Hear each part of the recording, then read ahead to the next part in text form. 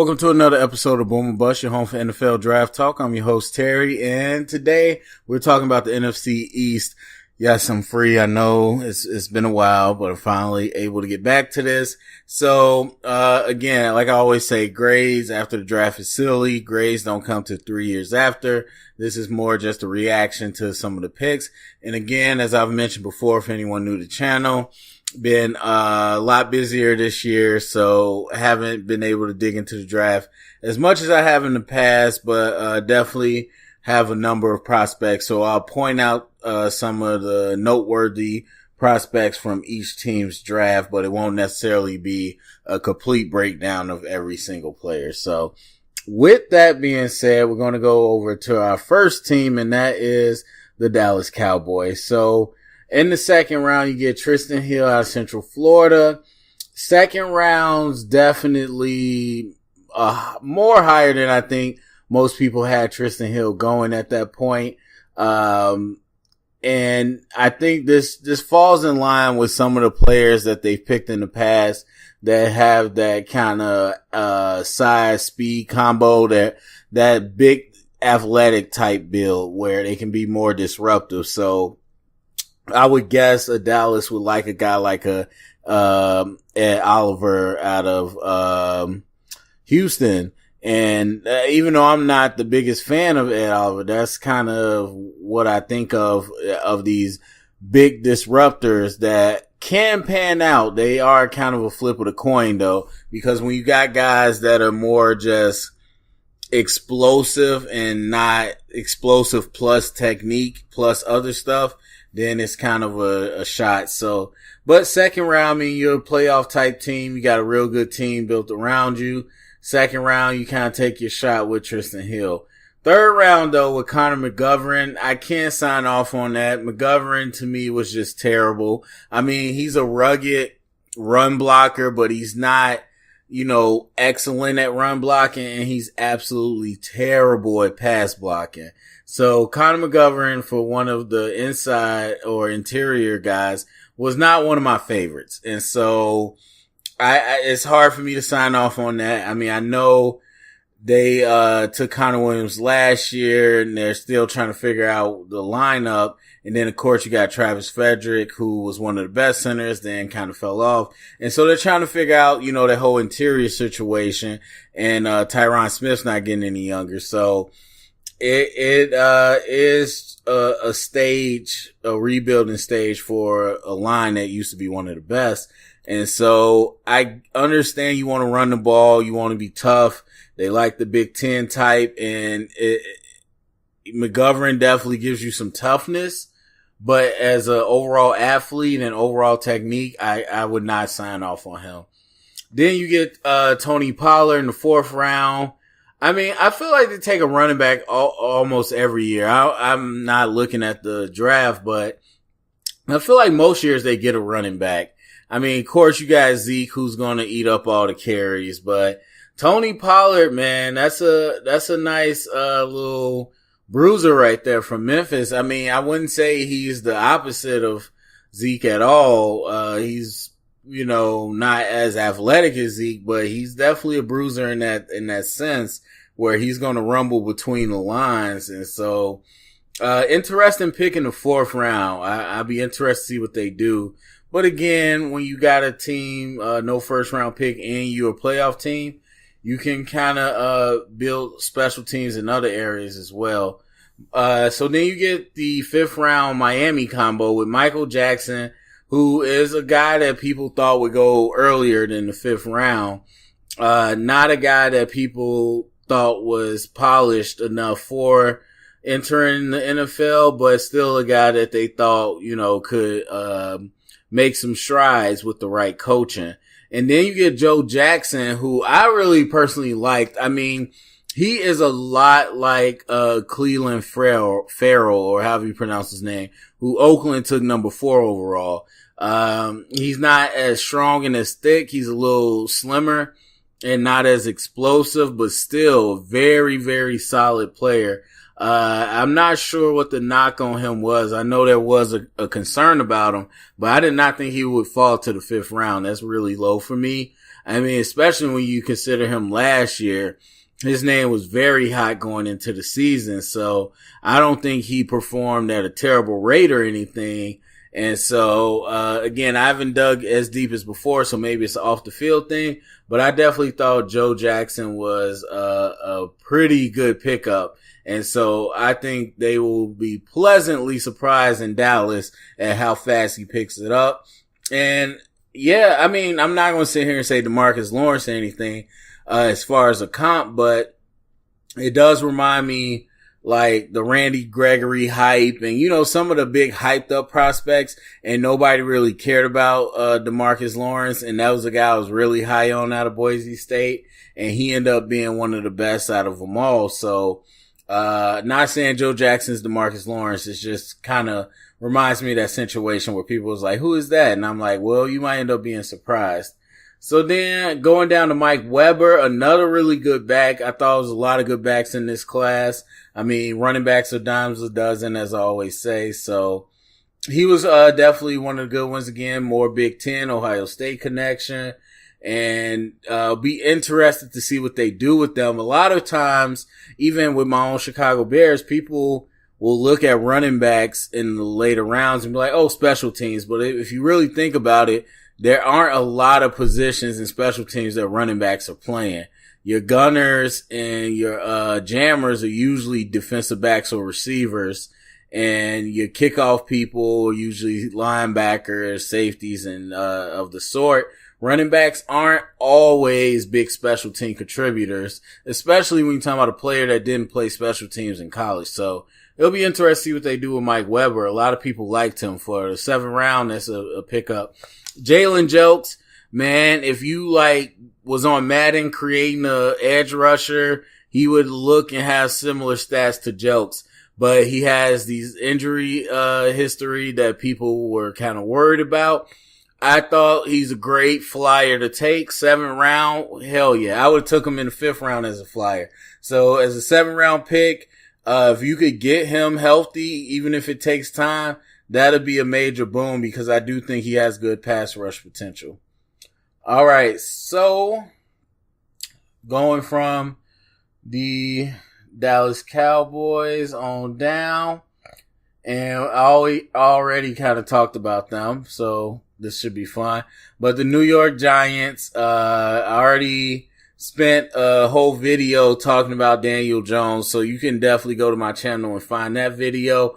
All I'll say is I was perfectly fine with them taking Daniel Jones. I think the backlash was more David Gettleman than anything. And a lot of the backlash between Daniel Jones and Haskins was absolutely ridiculous. So moving on from there, you get your next pick from Cleveland with the OBJ trade. You get Dexter Lawrence out of Clemson. He's good, man. I would say he is just a notch below Daron Payne last year, who went to the Washington Redskins out of Alabama. A big dude that can really move, that can have some surprising quick moves and disengages over the middle, and a guy that loves the game and that's going to play hard. And then the run game is darn near impossible to move even when he's using bad techniques. So you really got, I wouldn't say he snacks, cause people real quick, they want to say he snacks. I don't think he gets off the ball or gets off the block like Snacks. Snacks, people don't understand, like, being big and clogging up space is one thing. Danny Shelton, what's his name? Not Buda Baker. I forgot the guy that just got drafted to Tampa, Vita Vea. And so you got guys like that, but it's another thing to get off of blocks and make plays in the backfield, or to be waiting in the gap to make a tackle. And so I don't think he snacks just yet. He doesn't have that hand technique, but he's got more athleticism than Snacks. So I would love to see kind of how he turns out as this defense continues to try to rebuild his teeth. Speaking of the defense, now this one, trading up to get DeAndre Baker, I don't know. Baker, to me, I don't know where he wins in the NFL, as they say. He's not a speed guy, evidenced by what he ran, even in the field or in the game. I think he's not the biggest dude, but his physical press game is probably where he's best at. But I wonder how is he going to deal with these bigger receivers? And I'm not sure he's particularly explosive either as far as ball skills going to snatch the ball. So I don't know. I think you're talking about a guy that's not afraid to tackle and a guy that's not afraid to try to bully receivers. Yeah. But when you're talking about a guy that needs to recover against speed, a guy that needs to go up and take the ball, that's not DeAndre Baker. And so, watching him, I'm not shocked that he almost went the second round. But coming into the draft season, it was like, man, DeAndre Baker's and Greedy are the top two. And of course, as we know, both of those dudes went super low. I just don't think it was a good corner class. So going up to get another first round pick to get Baker, I don't know how I feel about that. Especially when I can't see him being better than Eli Apple, a guy you traded away or anything like that. So then O'Shane, Cinemas, or however you say his name, from Old Dominion, was a popular name throughout the draft season. Ended up going in the third round. Some people thought he was sneaking the first round, so you got some value there. I didn't see a whole lot. I see somebody that is going to need to be molded. But again, a lot of people that thought he looked pretty good in the process, and you get him in the third round, so can't be too mad at that. Especially again, when you're trying to build that defense back up. And then more defense. Julian Love in the fourth round. I would have to do my research to see. I mean, he was one of the more impact players on Notre Dame. Notre Dame was in the playoffs. They're a very popular team this year. I would have to do more research. I mean, I watched him and I thought he wasn't as big as I expected, but I still thought he had good instincts and good, physical traits. So to see him go in the fourth round is a little shocking. But honestly, if you're talking about long term, I mean, I wouldn't say I would put his long-term potential over DeAndre Baker, but I would say it's just as close. So to see one go in the first and one go in the fourth is kind of interesting. Ryan Conley out of Wisconsin in the fifth is more of a flyer, guy with injury issues, but, you got one of them Big Ten hard workers. And Corey Ballentine out of Washburn, a lot of people start hyping him up right before the draft and talking about how he could go a lot higher. Again, good length. When you're talking about a good piece of clay to mold, that'll be an interesting one. And then Christopher Slayton out of Syracuse, who, if I'm not mistaken, he went to a high school that was my high school rival. But anyway, when I'm in Illinois, he went to Syracuse. But I thought his tape was pretty good. Him and the guy out of Western Illinois, I forgot his name as well. They look pretty decent. 7 rounds, a lot lower than I expected him to go. So, I mean, I think he'll be a decent pickup. I forgot his name out of Syracuse that the Giants got before. Braum, something like that. And he just kind of ended up being a solid plug guy. So, you can hope for that. I think this guy's more athleticism, but you can hope for that. So overall, I'm not too mad at what the Giants did. All right. So going down to the Philadelphia Eagles, who beat my Chicago Bears in the draft, or not the draft, in the playoffs. So anyway, we go with the first round, and it's Andre Dillard, 22. I'm not mad at the position. I mean, I'm not too mad. The thing with me is like, so people were like, the tackle class is not that great. Jonah Williams might be the best coming into the season. Then by the end of the season, it was like Dillard and Jawan Taylor are so good. They're starting left tackles. They're top 10 picks. Jawan Taylor goes in the second round. Dillard goes out of the top 20. That's more where I figured. Now, I think Taylor is better right now, and Dillard has more potential, but I would say both of them are late first round and second round picks. So it wasn't so much against him. The draft season, it comes about arguing your point, I guess. But Dillard, to me, at the competition he faced, at his ability in that offense, he's got a lot to learn, especially as far as using leverage in the run game. And so I do understand the athleticism. I understand the reps at pass protection, but I didn't think he was some top flight left tackle. And it's becoming almost like the quarterbacks, except with quarterbacks, the media pushes them up and then teams actually push them up in the draft. With tackles, it's starting to seem like the media pushes them up, but teams haven't been pushing them up yet. Like Ryan Ramczyk was an all-pro out of Wisconsin, went to the Saints at the last pick of the draft. So it's like teams aren't flying up to get tackles. So I'm happy they aren't being, tricked, because a lot of these tackles are coming from spread offenses that I talked about before, where they don't have the fire off the ball mentality. They don't understand 3-point stance. They don't understand first step quickness. They don't understand, being able to use your angles properly. And so Andre Dillard, who I think is athletic for his size and definitely showed well at the Senior Bowl, he'll definitely be a quick study under Jason Peters if Jason Peters continues. So Mike Sanders is a guy a lot of Bears fans wanted, picked up a lot of steam going into the draft, as evidence, went in the second round, and he was behind Saquon. A lot of people gave him credit for staying, and he's shiftier. I mean, I don't know. Again, running backs are dimes a dozen. I don't see Miles Sanders, with anything that's over the top. But at the same time, I do think he's a pretty solid back, right up there with the guys that are pretty good this season. And then in the second round, they also get, Arcega-Whiteside out of Stanford. I'm happy with this second round pick. I'm happy with it. The man is really, really good at route running. And I'll say this right now. He reminds me of Cooper Kupp.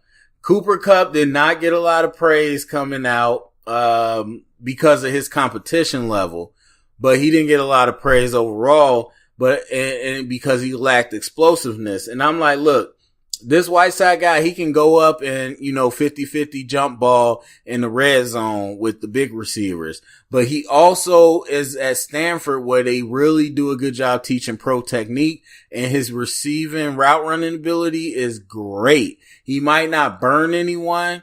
He might not, juke out anybody after the catch, but look, he's going to be a great possession guy. He's going to get the sneaky cornerback that's too jumpy. He's going to get him on the island and make him jump and be wide open.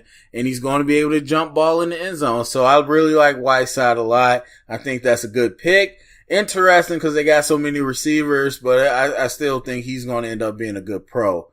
And then, to go down, Clayton Thornton out of Northwestern, just gotta give a shout out because that's Chicago school. But, I think you're talking about your first three picks as the story of the Eagles draft, who again is a playoff team and they just looking to load up. All right. Washington Redskins, our last team. You gotta start with Haskins, man. And I'm not going to fault them for taking Haskins.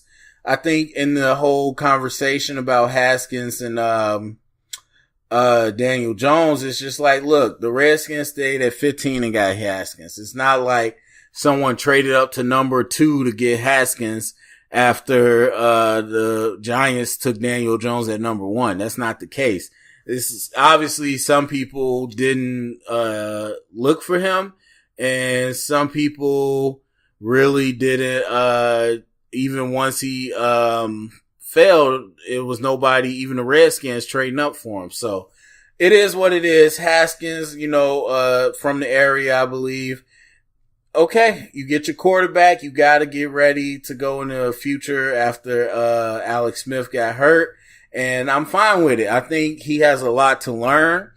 If Gruden believes he could build him up, then so be it. And we'll kind of see where it shakes out.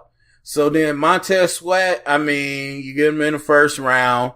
That's definitely a nice get. The front, I like the front. They lost Preston Smith, who was also from Mississippi State.